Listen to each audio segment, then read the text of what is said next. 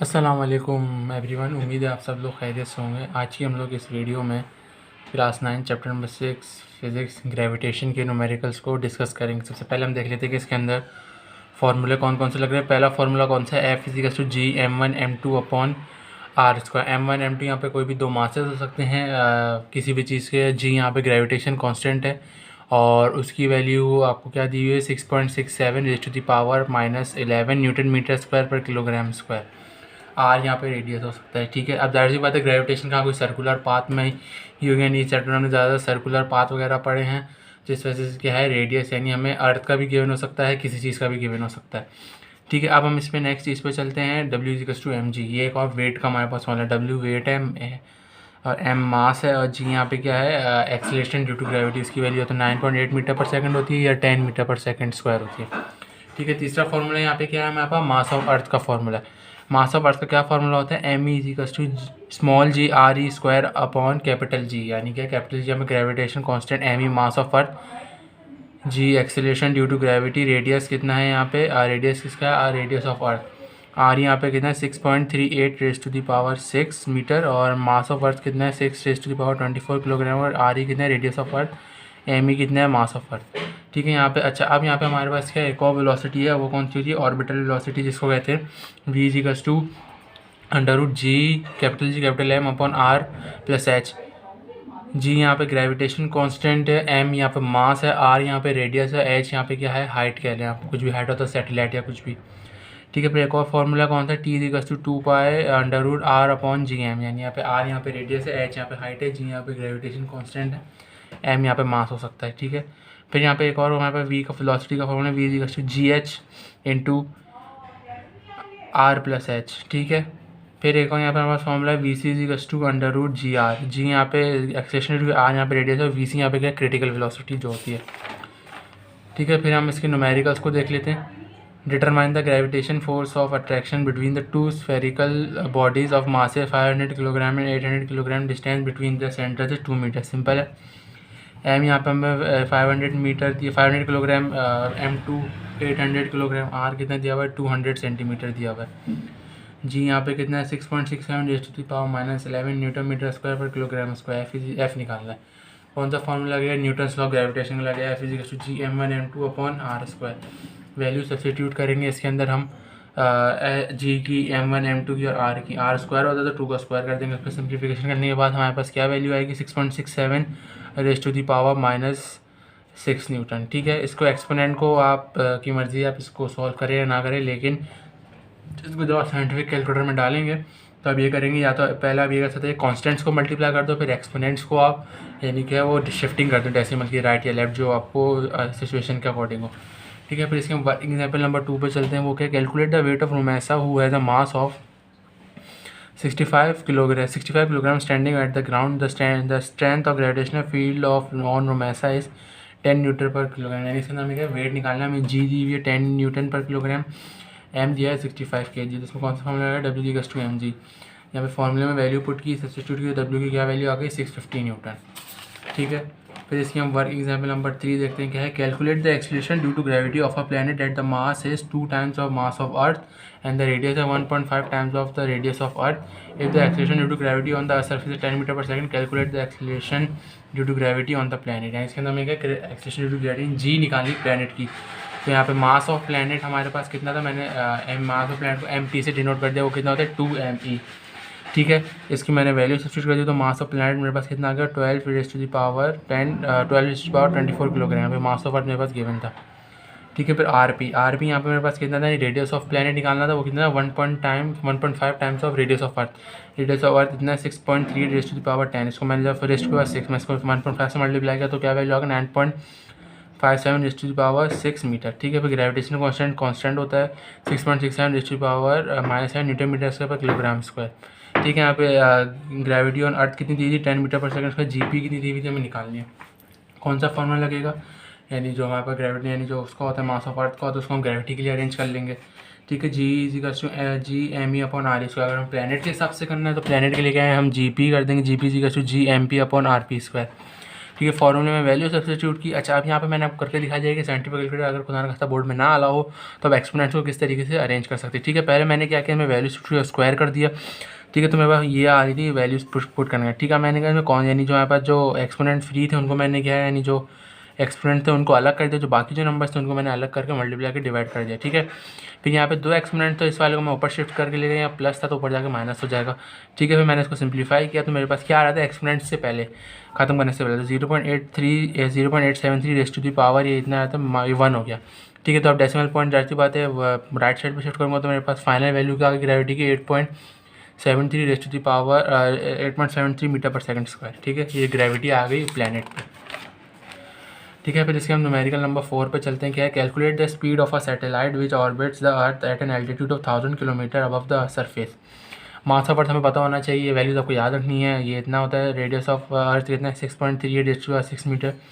H an altitude यहाँ पे H N height को डिनोट करता है, 1000 किलोमीटर दी इसको 1 मैंने को किलोमीटर यानी के किसके बराबर होता है रेज़ टू द पावर 3, तो ये 1.1 raise to the power 6 metre हो गया। 3 0 इसके और 3 0 इसके, तो 6 हो गया, 3 + 3 6 जी। यहाँ पे कांस्टेंट होता है न्यू ग्रेविटेशन कांस्टेंट, तो ये इसकी वैल्यू वी निकालना है। क्या फॉर्मूला लगेगा, √G/m/r+h। ठीक है, फॉर्मूले में वैल्यूज पुट की, सब्स्टिट्यूट किया तो मेरे पास रूट एक्सपोनेंट वगैरह के बाद सिंप्लीफिकेशन का मेरे पास क्या वैल्यू आ रही थी, v = 7.36 मीटर पर सेकेंड। ठीक है, अब हम इसके न्यूमेरिकल्स की तरफ चलते हैं। पहला न्यूमेरिकल किससे रिलेटेड है, वेट से रिलेटेड है। Weight of Rani is 450 Newton eight the surface of the earth, find her mass. Simple है, वेट दिया हुआ है, ग्रेविटी हमें पता है कितनी 10 मीटर पर सेकंड 9.8 आपके ऊपर डिपेंड करता है। मास निकल कौन सा फॉर्मूला है, W/mg। मास के लिए फॉर्मूला अरेंज किया, W/g हो गया, वेट की वैल्यू रखी, ग्रेविटी की रखी, तो मास की वैल्यू होगी 45 किलोग्राम। ठीक है, इसके दूसरे न्यूमेरिकल को देखते हैं। Weight of Navira is 700 newton on the earth surface, what will the Navira's weight at the surface of the moon. यानी हमें उस पर दिया हुआ है क्या कहते हैं, अर्थ पे और हमें मून पे निकालना है। ठीक है, वेट कितना है मून अर्थ पे 700, ग्रेविटी कितनी होती है अर्थ की 10 मीटर पर सेकंड, मून की हमें पता होना चाहिए 1.6 मीटर पर सेकंड स्क्वायर होती है। अच्छा, वेट ऑन मून निकालना है और जैसे बात है हमें मास भी पता होना चाहिए कि अर्थ पे मास कितना है, तो हमारे पास कौन सा फॉर्मूला लगेगा, W/mg। मास कांस्टेंट रहेगा, ये हमेशा देखें चाहे आप कोई से भी प्लैनेट पे हो। ठीक है, यहाँ पे हमारे पास जो है W/mg, यानी पहले मास निकाल लेंगे अर्थ पे कितना है, तो वो कितना आ रहा है मेरे पास 70 kg आ रहा है वैल्यू रखने के बाद वेट की और ग्रेविटी की। फिर यहाँ पे मैं क्या है वेट ऑन मून निकालूँ, उसके लिए मेरे पास ग्रेविटी होनी चाहिए और मास होना चाहिए। मास कितना आता है 70, ग्रेविटी कितनी होती है मून की 1.6, मैंने मल्टीप्लाई किया तो मास मेरे पास कितना आ गया, वेट कितना आ गया मेरे पास 112 न्यूटन। आप देख रहे हैं मून पे वेट कम होता है किसकी निस्बत, अर्थ की निस्बत। यहाँ पे 700 था, यहाँ पे कितना आ रहा है 112 न्यूटन आ रहा है। ठीक है, अब इसके हम आगे की फर्दर न्यूमेरिकल देखते हैं। इसके फर्दर न्यूमेरिकल्स क्या हैं, न्यूटन्स लॉ ग्रेविटेशन के हैं। Determine the gravitation force of attraction between Urva and Aisha standing at a distance of 50 meter apart. The mass of Urva is 60 kilogram and that of Aisha is 70 kilogram. Simple है, इसमें हमें F निकालनी है। M1 दिया हुआ है, M2 दिया हुआ है, R की वैल्यू 50 मीटर है, G की value 6.67 -11 newton metre square kilogram square. ठीक है, फिर यहाँ पे हमने कौन सा फॉर्मूला लगाए थे, Newton's of gravitation, F=G/m1m2/r²। Simplification की फॉर्मूले में वैल्यू पुट की, क्या आंसर आ रहा था हमारे पास, F=1.12 raise to the power -10 newton. ठीक है, हमारे पास ग्रेविटेशन फोर्स की वैल्यू आ गई। ठीक है, नेक्स्ट न्यूमेरिकल किससे रिलेटेड है, मास ऑफ अर्थ से रिलेटेड है। A planet has a mass of 4 times of earth and the radius 2 times of the earth. If the value of G on the surface of the earth is 10 metre पर second, calculate the acceleration due to gravity on the planet. इसमें वही हम example कीजिए, उसी को इस तरीके से हमें सॉल्व करना है। मास ऑफ प्लैनेट निकाला था, वो कितना था 4 times of mass of earth, मैंने मल्टीप्लाई कर दिया। तो यहाँ पे मास ऑफ प्लैनेट कितना है 24 raise to the power 24 kilogram. Radius of planet निकाला था, वो किस में दिया था 2 times of radius of earth, मैंने वो निकाल लिया। वो कितना आ रहा था 12.76 रेज़ टू द पावर 6 यहाँ पे मीटर आएगा। ठीक है, फिर ग्रेविटी ऑन अर्थ कितनी थी, एक्सेलरेशन ड्यू टू 10 मीटर पर सेकंड, ग्रेविटी ऑन प्लैनेट निकालेंगे। ग्रेविटेशन कांस्टेंट कितना होता है 6.67 raise to the power -11 newton metre square kilogram square. Formula यहाँ पे कौन सा रहता है, G का small g capital G me/re²। ठीक है, अब यहाँ पे हमें प्लैनेट के लिए रखना, तो मैंने क्या प्लैनेट के लिए लिख दिया Gp=Gmp/re। इसमें फॉर्मूले में वैल्यूज डाली, स्क्वायर किया, फिर उसमें मैंने वही किया जो कांस्टेंट यानी जो एक्सपोनेंट वाले थे उनको अलग से सॉल्व किया, जो बाकी थे उनको अलग से सॉल्व कर दिया। ठीक है, 6.6724 और इसके बाद मल्टीप्लाई किया, इसको डिवाइड किया, तो मेरे पास ये आंसर आता है 0.983 और एक्सपोनेंट्स को मैं सबको एक जगह न्यूमरेटर में ले गया, तो सिंप्लीफाई करने का मेरे पास एक्सपोनेंट 1 बच रहा था। ठीक है, तो यहाँ पे मेरे पास कितना आ रहा था, ग्रेविटी ऑन प्लैनेट 9.83, उसको राउंड ऑफ करके किस बराबर होता है, 10 मीटर पर सेकंड स्क्वायर के बराबर होता है। ठीक है, अब हम कौन से न्यूमेरिकल पे चलते हैं, आर्टिफिशियल सैटेलाइट पे।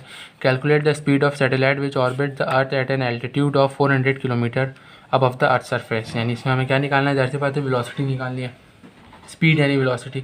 एच यहाँ पे कितना दिया 400 किलोमीटर, इसको मैं वही मीटर में कर दूंगा, तो मेरे पास कितना आ जाएगा, के की जगह मैं 1×10⁻³ लिख सकता हूँ, तो मेरे पास कितना आ जाएगा 4×10⁵ मीटर आ जाएगा। ठीक है, फिर मास ऑफ अर्थ हमें गिवन याद होना चाहिए 6×24 किलोग्राम होता है। रेडियस ऑफ अर्थ भी पता होना चाहिए 6.38 एक्सपोनेंट 6 मीटर होना चाहिए। Gravitation constant 6.67 -11 newton metre square पर किलोग्राम स्क्वायर। ठीक है, इधर हम फॉर्मूला में वी निकालना था, फॉर्मूला कौन सा लग रहा है, v=√GME/r/h। ठीक है, फॉर्मूले में वैल्यू सब्स्टिट्यूट की, यहाँ पे एक्सपोनेंट, अब आप इसको डायरेक्ट करके रख ले, मैं आपको साइंटिफिक में दिखा भी देता हूँ कि इसका ये आंसर आ रहा है। ठीक है, पहले मैंने रूट का सिंबल लिया यहाँ पे, फिर मैंने अपॉन लिया, ग्रेविटेशन कांस्टेंट की मैंने वैल्यू डाली (10⁻⁻11 मल्टीप्लाई बाय मास ऑफ अर्थ डाला एक्सपोनेंट 24। ठीक है, फिर मैंने यहाँ पे रेडियस ऑफ अर्थ की वैल्यू डाली एक्सपोनेंट 6 प्लस जो मेरे पास एल्टीट्यूड था वो डाला। यहाँ पे आप देख रहे हैं मेरे पास यहाँ पे जो है एक्सपोनेंट के साथ आ रहा है।